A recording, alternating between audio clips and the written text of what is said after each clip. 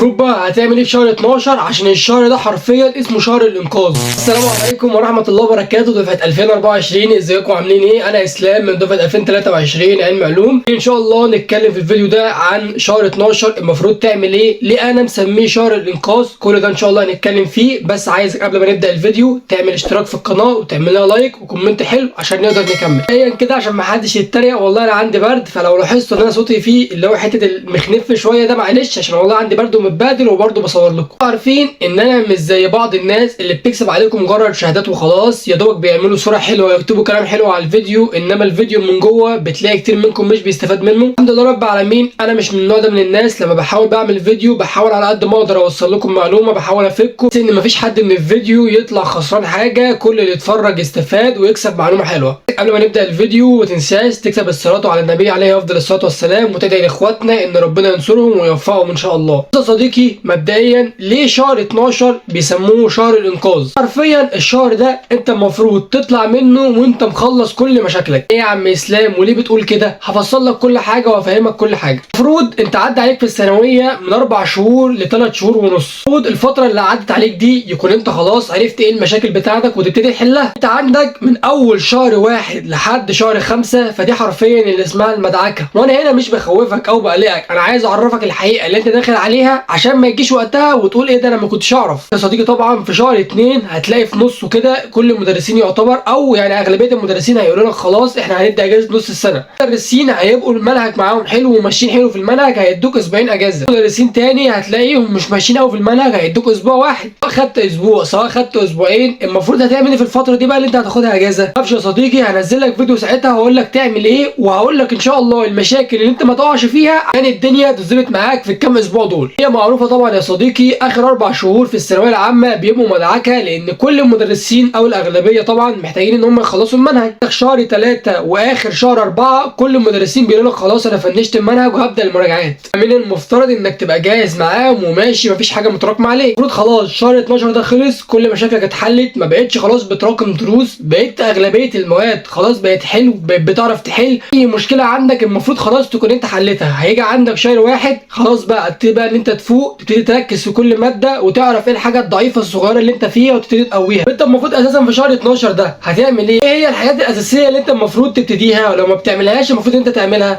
ودي حاجه اساسا ما ينفعش ان انا اكلمك عليها، المفروض انت تبقى بتعملها لوحدك. نظام في الصلاه، لازم طبعا تبقى ملتزم في الصلاه بتاعتك، ما بتفوتش الفروض، ان هي دي اهم حاجه. لما نفتكر كل ما هتكون مع ربنا سبحانه وتعالى هيكون معاك وهيوفقك وهيسهل لك الطريق. للاسف في ناس لغايه دلوقتي لسه مراكم عليها دروس، وفي مواد هم لسه اساسا لغايه دلوقتي ما يعرفوش عنها حاجه. ما تخافش، هتلاقيني سايب لك فوق كده في علامه اي هتظهر لك فيديو يحل لك مشكله التراكمات، وكل الدنيا دي هتلاقيها مظبطه معاك. انت لو دخلت ودورت شويه في القناه بتاعتي هتلاقي حل لاي مشكله عندك، هتلاقي فيديو مخصص لكل ماده. ما تنساش برده لو انت عندك اي مشكله ومش لاقي لها حل اكتبها لي في الكومنتات وان شاء الله نلاقي حل مع بعضينا. بالنسبه للناس اللي هي عندها مواد لسه ما اتفتحتش، هتلاقيني سايب لك تحت في الوصف فيديو لكل ماده ازاي تذاكرها، ازاي تجيب فيها درجه حلوه. وانت برده لغايه دلوقتي لو لسه مش منظم وقتك هقول لك عادي، انت لو حته الجدول ده بتعمل جدول ومش عارف تمشي عليه ده عادي ممكن يحصل، انما تنظيم الوقت لا، انت لازم تحاول على قد ما تقدر تنظم وقتك. هتلاقيني سايب لك فوق كده في علامه الاي ازاي تنظم وقتك، وهتلاقيني سايب لك تحت في الوصف كمان. المفروض انك الفتره الجايه دي تبتدي ان انت تضاعف الحل بتاعك، يعني لو بتحل في كل ماده من 40 ل 50 سؤال،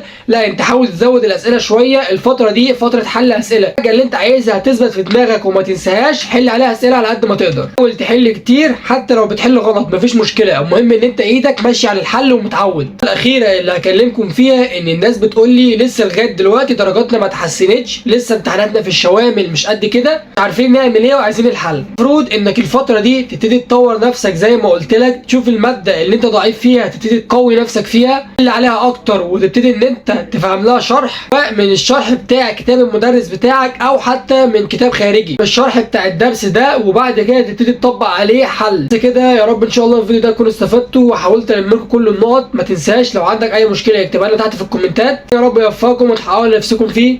السلام عليكم.